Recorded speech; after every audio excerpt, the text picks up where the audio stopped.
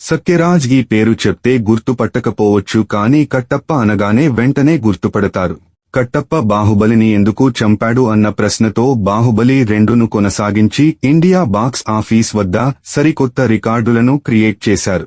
అంతలా తన అద్భుతమైన నటనతో ప్రేక్షకులను మెప్పించిన సత్యరాజ్ మిర్చి సినిమాలో ప్రభాస్ కు తండ్రిగా నటించి, ప్రతిరోజు పండగ సినిమాలో సాయిధరం తేజ్ కు తాతయ్యగా నటించి తెలుగు వారికి ఎంతో దగ్గరైన సత్యరాజు గారి కుటుంబంలో నేడు విషాదకరమైన వార్త బయటపడింది. సత్యరాజు గారి కుమార్తె దివ్య సత్యరాజ్ తన తల్లి గురించి 4 సంవత్సరాలుగా నరకం అనుభవిస్తున్న తన తల్లి గురించి కొన్ని నమ్మలేని నిజాలను బయటపెట్టింది. అసలు సత్యరాజు గారి భార్యకు ఏమైంది వంటి పూర్తి వివరాలు ఇప్పుడు మనం తెలుసుకుందాం.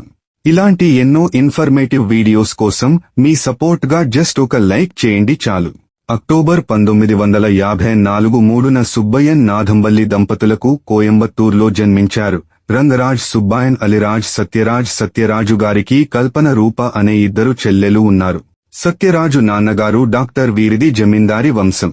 సత్యరాజు గారికి చివరి చెల్లె పుట్టిన తర్వాత సత్యరాజు గారి అమ్మా నాన్నలు విడిపోయారు. సత్యరాజు గారు, వారి అమ్మగారు, వారి పెన్నివారి చిన్నాన్నల దగ్గరే ఉన్నారు. 6వ తరగతిలో ఉన్నప్పుడే ఎన్టీఆర్ సినిమాలు చూడడం మొదలు పెట్టారు.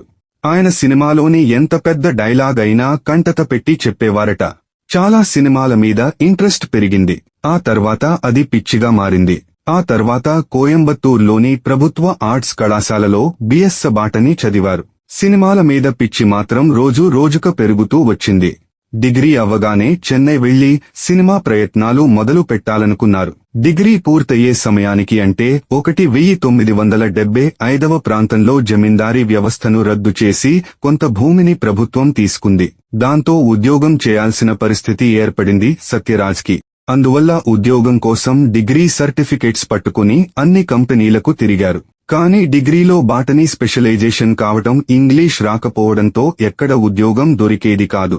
అయితే అదే సమయంలో సత్యరాజు గారి పెద్దనాన్న కొడుకు శివగారు సినిమాలకి ఫైనాన్సులు చేస్తూ ఉండేవారు. ఆయన సత్యరాజులోని నటుడిని, మిమిక్రీ కళాకారుడిని చూసి సినిమాలో ప్రయత్నించమని చెప్పారు. అయితే ఇంట్లో వాళ్లకి ఎంత బ్రతినాడైనా ఒప్పుకోకపోవడంతో తన శివన్నయ్యతో ఈ విధంగా ఒక ఉత్తరం రాశారు. ప్రియమైన అమ్మకి నమస్కారం. నేను చెన్నై వెళ్లిపోతున్నాను. అనుకున్నది సాధించాక కానీ ఇంటికి రాను. నా బాగోగులు శివన్నయ్య చూసుకుంటాను అన్నాడు. కాబట్టి నువ్వు బెంగపడవద్దు. నీతో చెప్పకుండా వెళ్తున్నందుకు క్షమిస్తావని ఆశతో మీ రంగరాజ్ ఆ ఉత్తరాన్ని 2-3 సార్లు చదువుకుని దాన్ని జోబులో పెట్టుకుని బ్యాగ్ సర్దుకుని బయటికి వచ్చి పోస్ట్ బాక్స్ లో ఆ ఉత్తరం పడేసి చెన్నై వెళ్లే బస్ ఎక్కారు. అలా సత్యరాజ్ సినీ అవకాశాల కోసం ప్రయత్నాలు మొదలు పెట్టారు. ఇక ఇదే సమయంలో కమల్ హాసన్ నటించిన చట్టం ఎన్కయ్యల్ అనే సినిమాకి మెయిన్ విలన్ పక్కన సపోర్టింగ్ చేసే స్టంట్ మెన్ గా అవకాశం వచ్చింది. కమల్ హాసన్ సినిమా హిట్ అయిన తర్వాత శివకుమార్ గారు నటించిన కన్నడ ఓరు కాయికుజందై ఎనెత్త తెలుగు అనే సినిమాల్లో అలాంటి పాత్రలే అవకాశాలు వచ్చాయి. ఆ సినిమాలు అయిపోయిన తర్వాత అన్ని అలాంటి పాత్రలే వస్తూ ఉండేవి. అయితే డబ్బులు కూడా బాగా ఇస్తూ ఉండేవారట. మెల్లగా తనదైన డైలాగ్ డెలివరీ మేనరిజం చూపించడం మొదలుపెట్టారు. ఈలోగా ఇంట్లో వాళ్లు పెళ్లి చేయాలని నిశ్చయించుకున్నారు. సత్యరాజు గారు వద్దని ఎంత చెప్పినా వినకుండా మేనమామ కూతురు మహేశ్వరితో పెళ్లి చేసేశారు. భార్యను చెన్నై తీసుకొచ్చి అద్దెకు మరో ఇంట్లో దిగారు. చిన్న చిత్తక అవకాశాలతో ఇల్లు గడిచేది కాదు. దాంతో సినిమాలకి కొంత సమయం దూరమై ఒకరు సలహా మేరకు ₹1,00,000తో చెన్నైలోని మెయిన్ సెంటర్లో ఐస్ క్రీం పార్లర్ పెట్టారు. అందులో భార్యాభర్తలు ఇద్దరూ కలిసి పనిచేశారు. రోజుకు ₹300 వస్తాయి అనుకుంటే ₹70 కూడా వచ్చేవి కావట. దాంట్లో ₹1,00,000 లాస్ రావడంతో ఆ తర్వాత పాత ఇనుము సామాన్ల వ్యాపారం మొదలుపెట్టారు.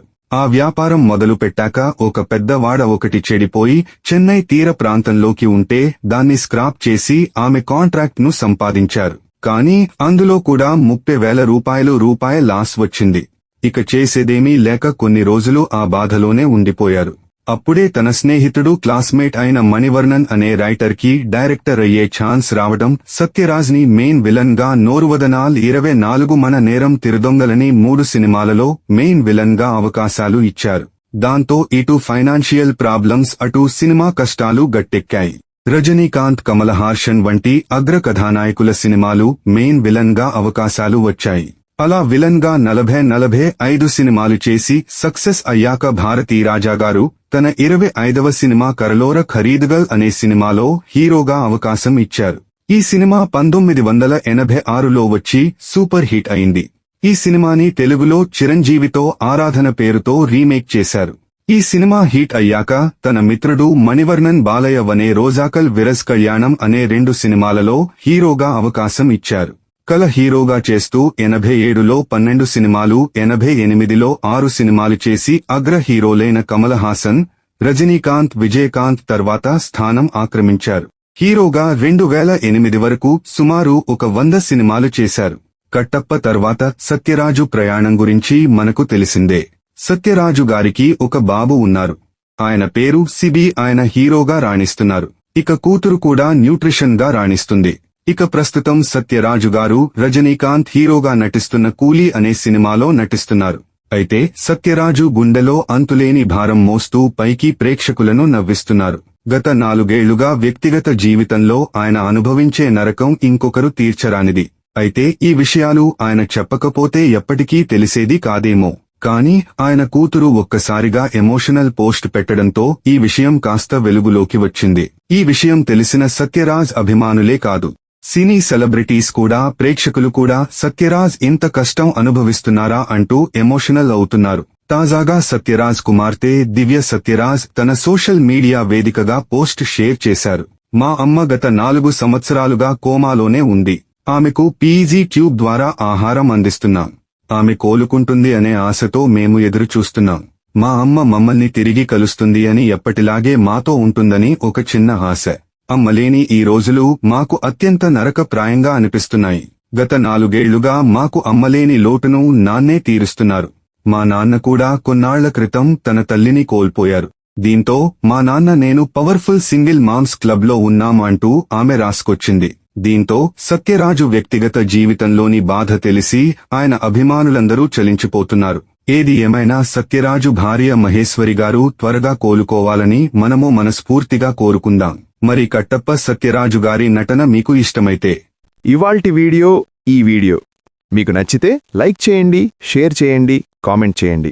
అలాగే ఛానల్ని సబ్స్క్రైబ్ చేసుకోండి. మరో ఇంట్రెస్టింగ్ వీడియోతో మళ్ళీ కలుద్దాం. Thank you.